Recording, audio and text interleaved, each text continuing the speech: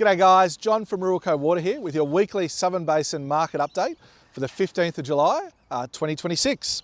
Well, Southern Basin storages are looking a fair bit pretty healthy at the moment, which is a good way for them to be. They're currently at 55% compared to 59% this time last year. And that difference is mostly made up by the lower volume in the Menindee Lakes.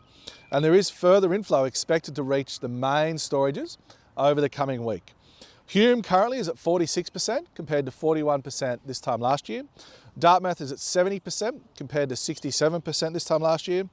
Eildon's although it's had some good rainfall across the catchment, it's been a bit slower to respond to those inflows. And it's at 49% compared to 58% this time last year. Blowering, same as last year, 50% right now. And Burrinjuck is at 50% up on 48% this time last year.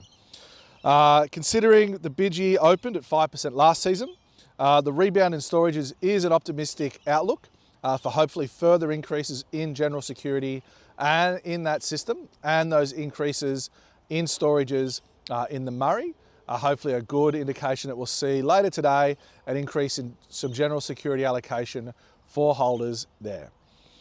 Speaking of allocations, we've had the Vic and SA announcements this morning. Victoria Murray allocation increased from 29% to 36%, so that's a good healthy increase early in the season. Goulburn increased from 15 to 30%. Again, with those inflows in the Eildon over the last week and hopefully more to come, it's another good increase and gives more confidence in that system there. SA increased from 92% to 100% of holdings, so that's a good allocation increase there. SA is now at 100%. And entitlement holders there have everything they're going to get this year. New South Wales Murray and Murrumbidgee, we're a little bit early in the day for that, being in the morning, but this afternoon that'll be updated and you'll see that'll come out from Ruralco Water. IVT balances across the basin. Goulburn trade from Goulburn to Murray is closed at the moment. Through the Narrows or the Choke, that's closed at the moment as well. And the Murrumbidgee is closed to in-trade from the Murray into the Murrumbidgee, but open outwards. But we're not seeing licence holders have much demand to move water out of the Bidgee yet.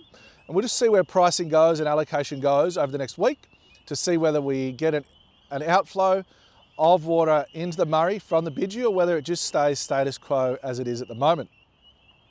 The temp market is still a little bit volatile just as it settles in to the new water year. We're seeing a bit of a bigger range of pricing than normal.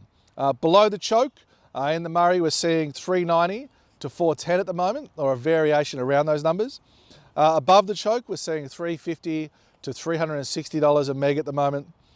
In the Murrumbidgee, last trade was at $415 a meg, and trade in the Murrumbidgee has been slow as rain has kept usage demand low there, and with supplementary flows as well. So in the Goulburn, it's $380 to $400. Again, a bit of variation on those pricing, whether it be up or down, just as that market continues to find its feet. We've seen increased appetite in the perm market with the new water year.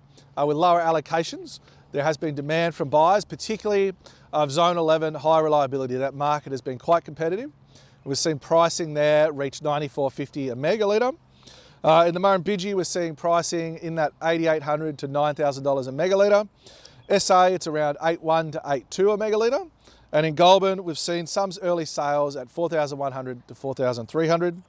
And just in Vic 7, we've seen some sales just start in the new year. It's been a little bit of a slow market to start.